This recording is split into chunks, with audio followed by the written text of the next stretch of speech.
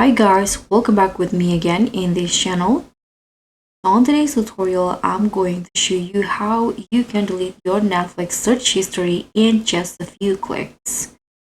But first, Netflix doesn't have a dedicated search history tab like maybe YouTube or Google, but Netflix does store your viewing activity, which affects your recommendations and what shows appear in continue watching.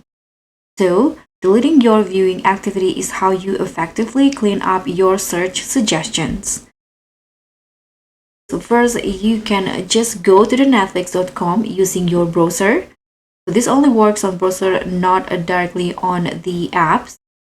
And here you can just pick the profile where you want to clear the viewing or search activity. And then just go to the account setting by clicking on your profile icon in the top right. Select account and scroll down until you see the manage profile options. Click on that and choose the profile again. And now scroll down again until you see the viewing activity.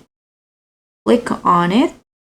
So this page shows everything you've watched which influences your search suggestions.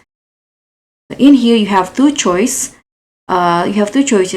First, remove individual items. You can just click on the small icons in here, cross icon next to the show or movie.